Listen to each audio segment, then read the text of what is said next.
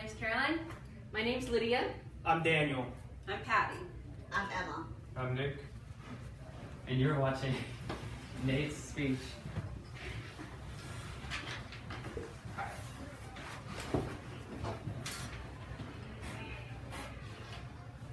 When I was a senior in FCA, 2020, I decided that I wanted to start a garden. And it was at that time where, thanks to the help of my mother, we cleared the back of the fence and got a bunch of seeds and we planted them to where there's like 2 rows of 40 crops of corn, and it was impressive, I have to say. But further down the road, there's like these little tiny bugs that I had to get my mom's tweezers and like I had to pick them inside of them, and it was very annoying and it bothered me very much. So a friend came along and they're like, hey, you should try this new neem oil stuff, which is why I have it right here. It says fungicide, but it's really neem oil. And so they're like, spray like 2 times a day and it'll be fine. And so I did, and it was working for like a week. And then I noticed there's like some yellow sticky spots, and it was very, very annoying. And so after that, I was very upset at these bugs, and I was wondering like, why is it happening? So I kept spraying more because I was just irritated, and I sprayed every single one. And later, I realized that on the back of the bottle, it said that you're supposed to spray twice a week instead of twice a day. And that tiny little detail is what cost me my whole harvest and destroyed everything. And it's very sad. And why I mention this is because you guys could be susceptible to the same thing if you ever decide to have a garden. Even if you don't decide to have a garden right now, in the future, it could help out. So that's why I'm going to show you 3 things on how to properly start a garden. The first one is how to plant the seed. So 2 things that are important is when and where you need to plant your seed. And when you plant your seed, it's obviously not in winter. There are 4 seasons. Winter is like the one thing that you don't do. So spring, summer, and fall. And certain seeds grow in spring, certain seeds grow in summer, and some in fall. And if you plant them in the wrong season, then they could be at risk to diseases or stunt in growth, and you'll not have a great yield. And also, where should you plant your seed? That's a good question. I'm glad you guys asked. You should plant it inside before it's time to plant outside. So like 2 weeks before or a week before, in a cool climate inside. This will help your plant just have a better outcome. And once you plant it inside, then it's good to slowly get it used to the environment by planting it closer to the sun with hotter temperatures, and just release it to the elements. And this is called hardening your seeds, which is very useful. So also you need to keep in mind when you're planting your seeds, the distance that you plant it from other crops. You can't plant 2 trees like directly next to each other when they're young, because obviously they'll take each other's nutrients and they'll fight over it, and one of them will be successful and one won't.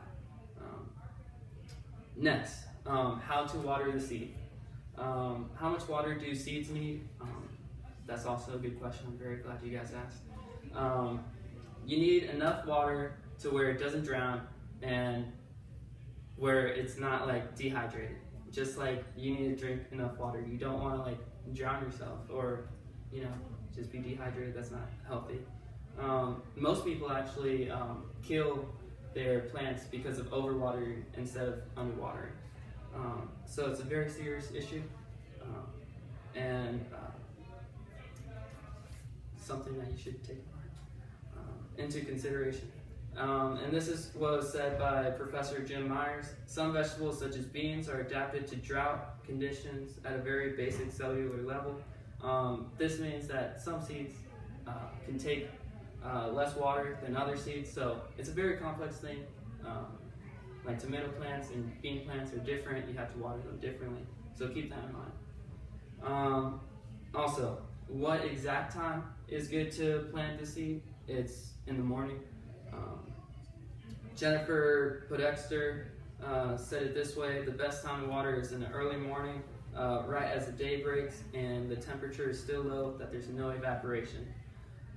And the reason it's not in the evening is because that could subject your plant to mold or mildew, and that's not good. I don't know if you know. And also not to do it in the hot sun, because that's gonna just kill your leaf. And there's different methods of watering. I'm sure you guys have heard of using a hose or using a watering can. Or you could use a soaker hose, and a soaker hose is definitely what I'd recommend. It's 10 out of 10. You don't have to go outside and keep just checking up on your plant, because it waters itself. If you have a timer with it, then it makes it very convenient, because the timer, you just turn on the hose and it'll just keep going when it's time. So yeah. Also, where was I? A good rule of thumb is to have a top layer of mulch to retain the water in the soil so that it doesn't get dehydrated. It is very important to do so. Also, how do you feed the seed? This is the final point, not the least important. This is basically fertilizing your plant or composting it. You need nutrition just like we need nutrition. Plants need nitrogen, potassium, phosphorus, calcium, magnesium, sulfur. Those are the major nutrition. And the trace nutrition are iron, manganese, and zinc, copper, boron, and another word that I can't pronounce. It's like molybdenum, something like that. Probably important.